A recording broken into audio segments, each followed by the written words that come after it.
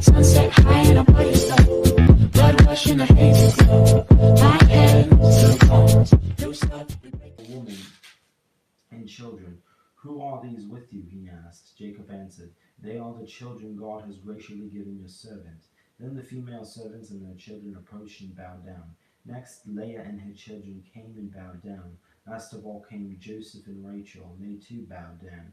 Esau asked, What's the meaning of all these flocks and herds I met? To find favor in your eyes, my lord, he said.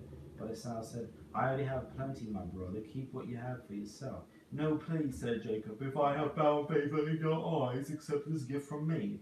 For to see your face is like seeing the face of God. Now that you have received me favorably, please accept the present that was brought to you. For God has been gracious to me, and I have all I need. And because Jacob insisted, Esau accepted it. Then Esau said, Let us be on our way. I'll accompany you. But Jacob said to him, My Lord knows that the children are tender, and I must care for the ewes and the cows that are nursing their young. If they are driven hard just one day, all the animals will die.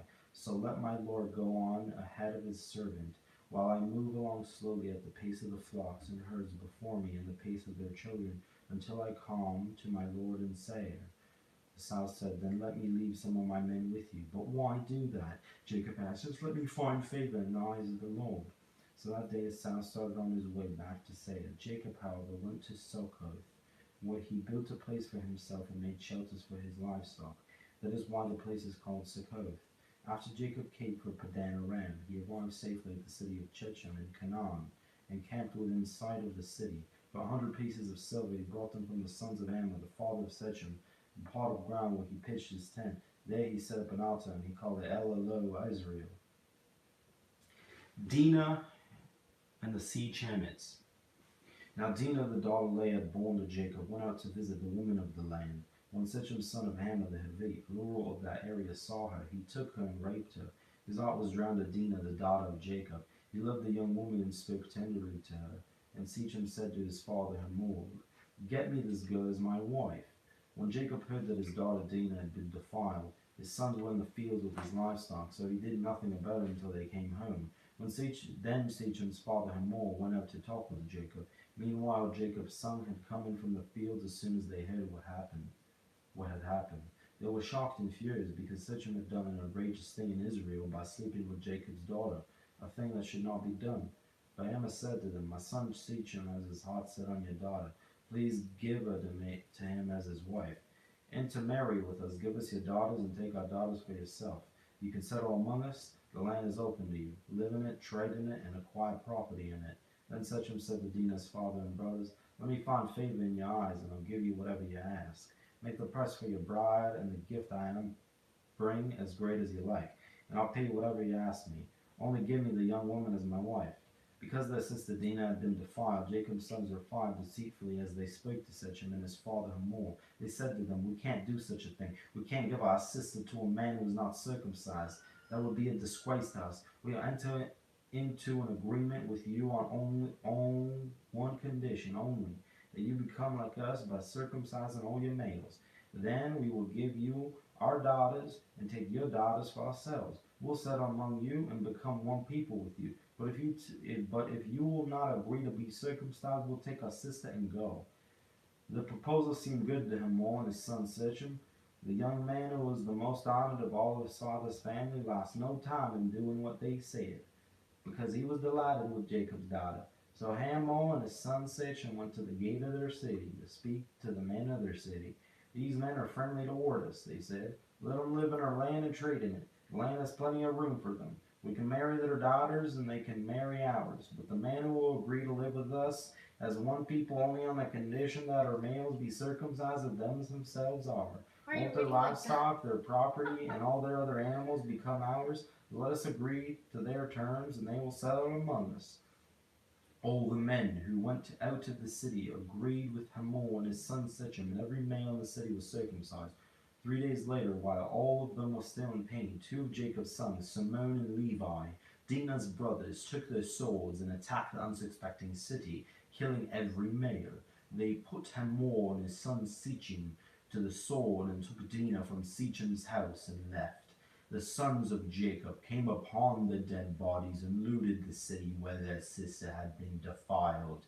They seized their flocks and herds and donkeys and everything of theirs in the city and out in the fields. They carried off all their wealth and their women and children, taking as plunder everything in the houses. Then Jacob said to Simon and Levi, "You have brought trouble on me, making me obnoxious to the Canaanites and Perizzites.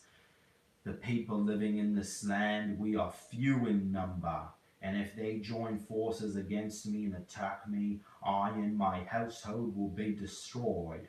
But they replied, "Should he have treated our sister like a prostitute?" Jacob returns to Bethel.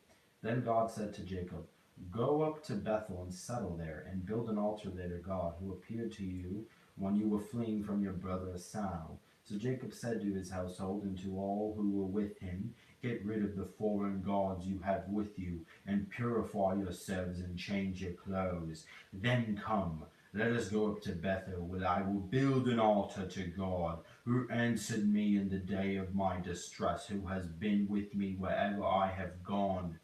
So they gave Jacob all the foreign gods they had and the rings in their ears, and Jacob buried them under the oak at Sichem. Then they set out, and the terror of God fell on the towns all around them, so that no one pursued them. Jacob and all the people with him came to Luz, that is Bethel, in the land of Canaan. There he built an altar, and he called the place El Bethel, because it was there that God revealed himself to him when he was fleeing from his brother. Now Deborah, Rebekah's nurse, died and was buried under the oak outside Bethel, so it was named Alan Bakuth. After Jacob returned from Padan Aram, God appeared to him again and blessed him. God said to him, "Your name is Jacob, but you will no longer be called Jacob. Your name will be Israel." So he called him Israel. And God said to him, "I am God Almighty. Be fruitful and increase in number. A nation and a community of nations will come from you, and the kings will be among your descendants. The land I gave to Abraham and Isaac I also give to you, and I will give this land to your descendants after you." Then God went up from at the place where he had talked with him. Jacob set up a stone pillar at the place where God had talked with him, and he poured a drink offering on it. He also put oil on it. Jacob called the place where God had talked with him Bethel. The deaths of Rachel and Isaac. Then they moved on from Bethel while they were still some distance from Ephrath. Rachel began to give birth and had great difficulty. And as she was having great difficulty in childbirth, the midwife said to her, "Don't despair, for you have another son." As she breathed her last, for she was dying, she named her son Benoni, but his brother named him Benjamin. So Rachel died and was buried on the way to Ephrath, that is Bethlehem. Over her tomb Jacob set up a pillar, and to this day that pillar marks Rachel's tomb.